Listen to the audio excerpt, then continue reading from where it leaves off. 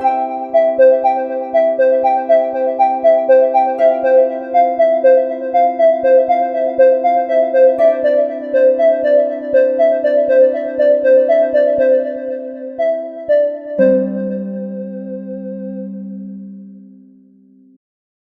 everybody, and welcome to Cope with Hope. Today, I have my childhood friend, Ranjan Pal, who's going to speak to me about his passion, travel. But before that, he was at St. Stephen's College, and then he was in Delhi School of Economics. He went to Princeton, and all along, he had this wanderlust. Travel is his passion. But he did that side by side because he had to make a living and run his kitchen. He then went to Hong Kong as the lead Asian economist. He was with Jardine Fleming. He came back to India. He got married meantime, had two lovely daughters, came back to India, ran the equity business for a French bank, as well as set up the Indian Business School at Hyderabad.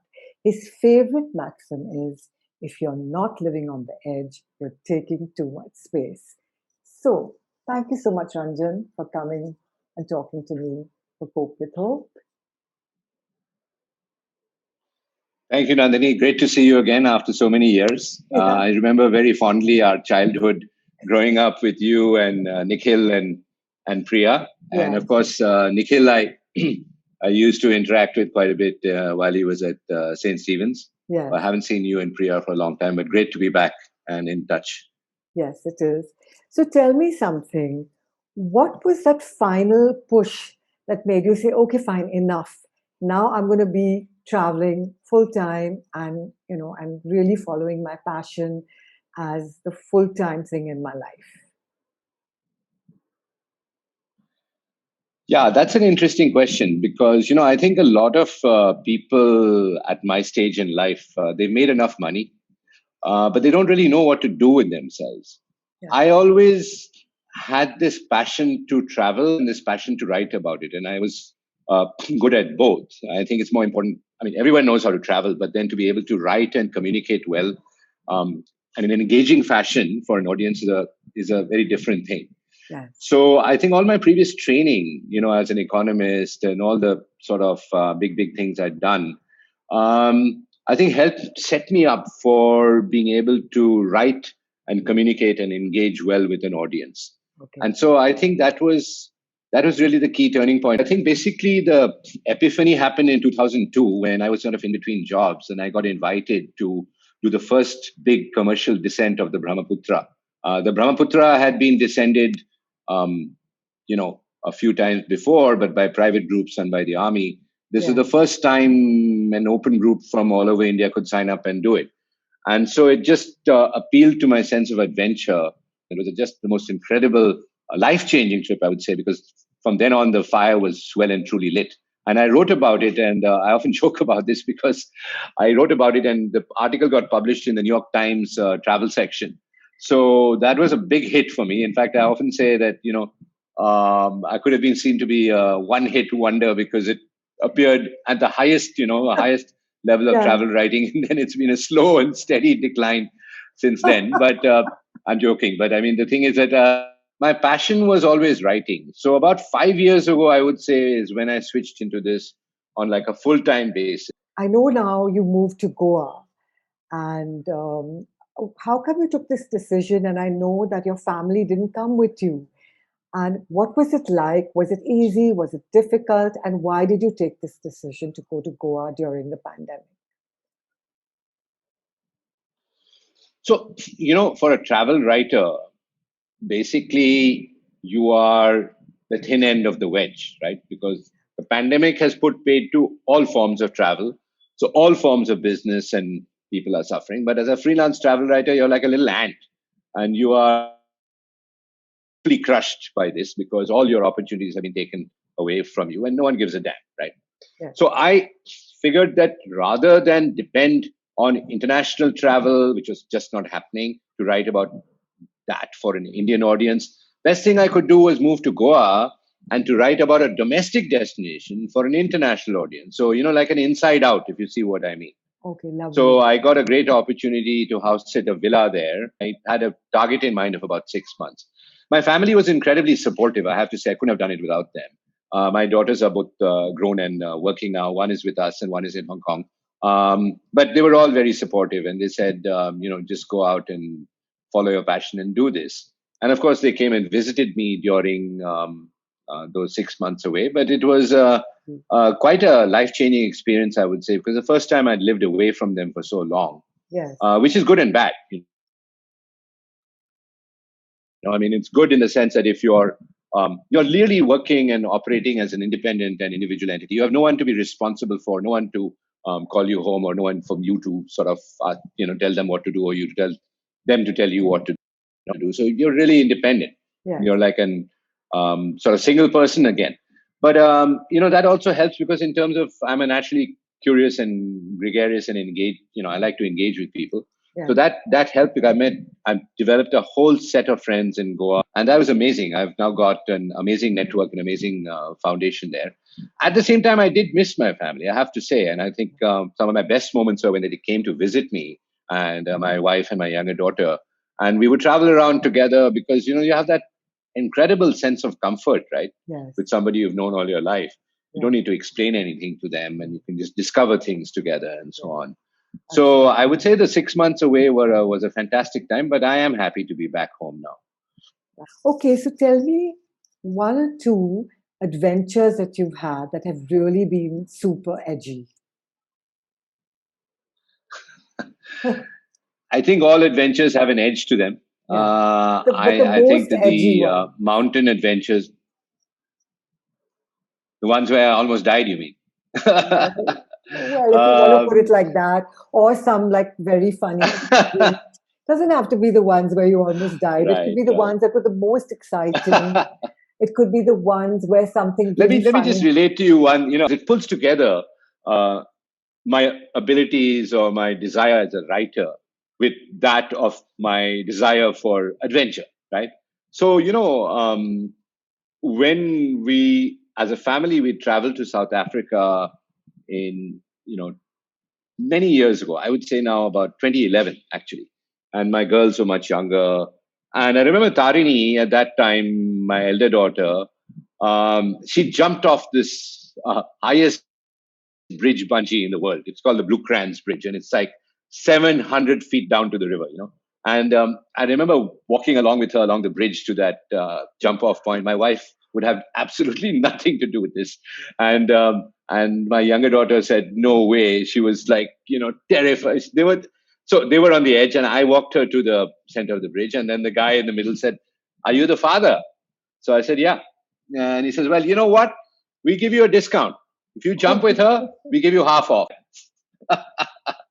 So I thought about it like a good Indian, I thought, yeah, okay. I thought about it for exactly about 5 seconds. And I said, just looked down, and I said, no way. I walked back to the edge, and I watched our daughter with her heart in my heart in my mouth, kind of just jump off that bridge. I mean, you can't imagine what terrifying. We screamed louder than she did going down, Yeah. But the point of the story comes later. 12 years later, I was invited back to South Africa, and this Blue Crans Bridge jump was on the agenda. Wow.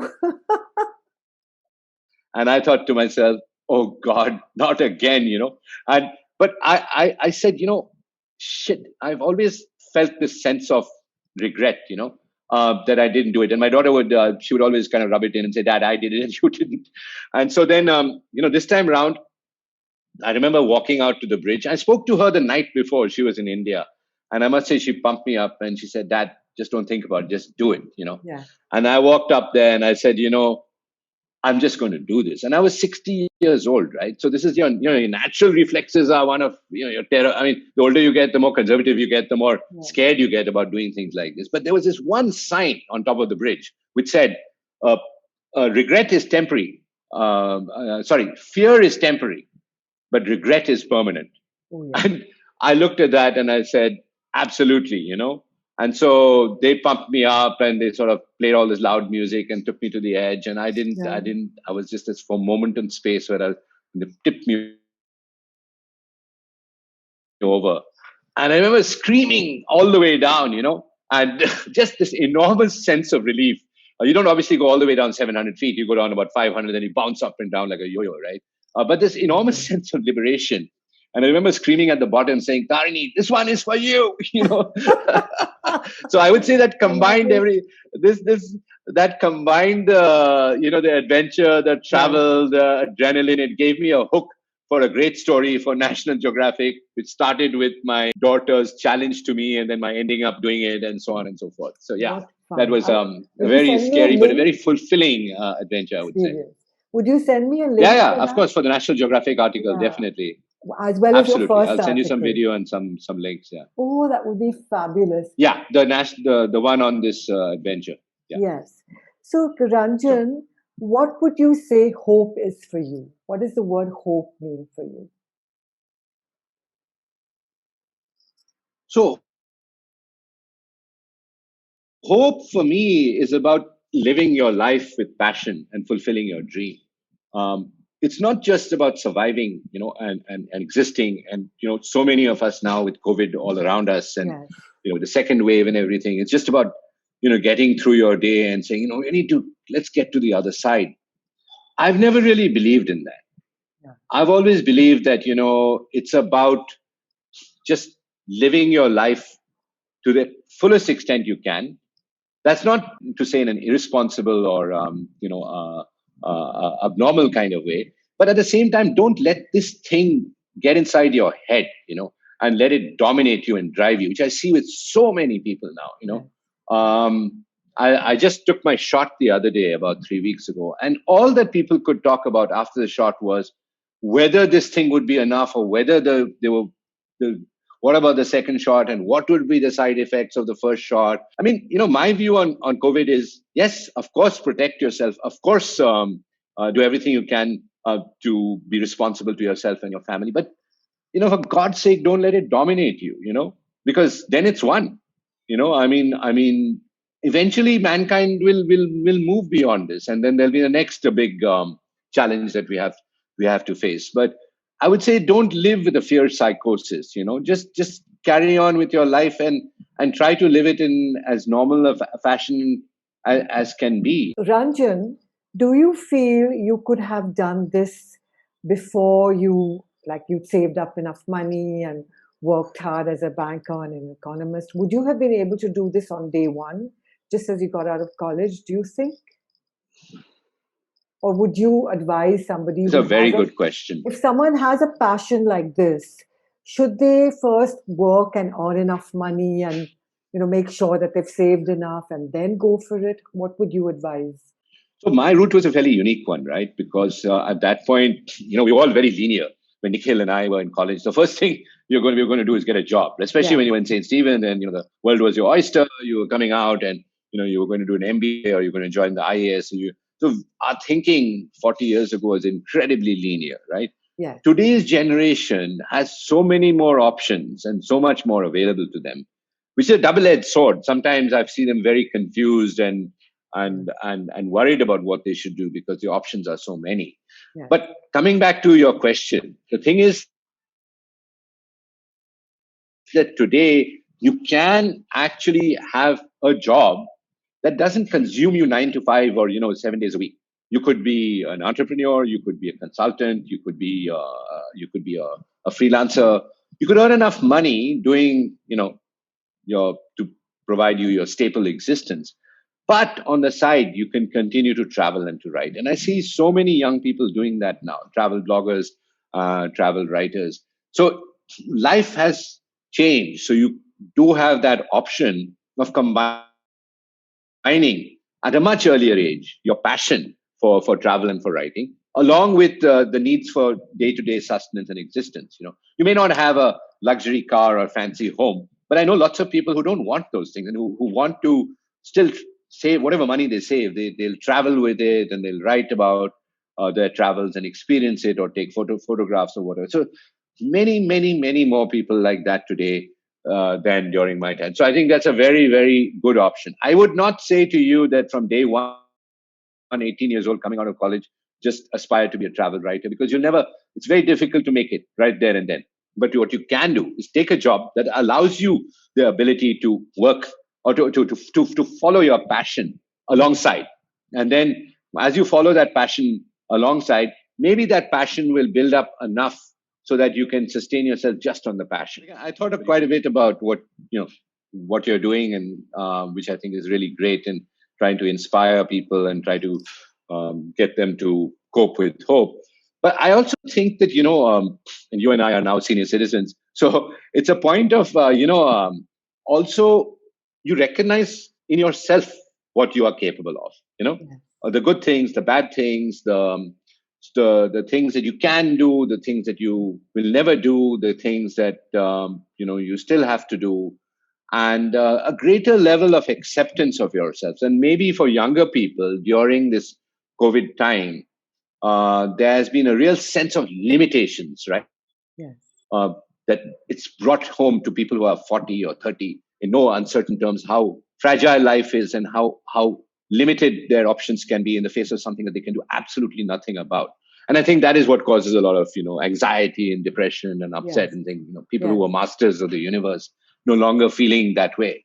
But the point is, in a way, perhaps this has helped you to understand also how we are 20 years later, where we realize that there are things that we can do, but there are things also that we can't do. And maybe this will actually help you mature and grow up, a little bit faster and look at life in a different way. 20 years from now, you will be more disappointed by the things you didn't do than by the ones you did do. So throw off the bowlines, sail away from the safe harbor, catch the trade winds in your sails, explore, dream, discover. And that's what it says on my business card. And I totally and absolutely believe in it, and totally and absolutely live my life according to that. I completely believe in, is that live your life like there's no tomorrow, and you don't live your life with regret. 20 years from now, oh my God, I should have done that, or I should have done this. Do it now, and you'll never be wrong. I love that. Do it now, you'll never be wrong. Yes. Yeah. So, is there anything else that you'd like to say before we? No, I'd like to thank you for giving me this opportunity. I wasn't quite sure what I would say or how it would come across, but I did think a little bit about the message that I would like to give to people who are listening to your program and to your show. And really, that message is, you've said it right. I mean, you've got to live with hope. You've got to live with freedom. You've got to live for the future, and not worry too much about the present and about your current conditions and situation and all the rest of it.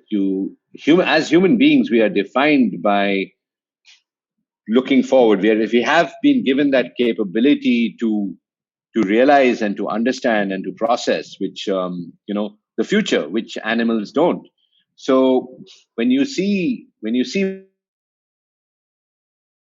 what lies ahead of you, be optimistic and go out there and get it, and don't allow conditions like COVID to completely dominate and control and depress you, because ultimately it will go away, and then all that is left is you. So you need to define yourself. Beautifully said. Ultimately, it'll go away. So don't let it define you. You need to define yourself. So how would you define yourself, Ranjan? As an ageless adventurer. I'll always be looking for adventure in my life. And I hope that I will till my last breath, really.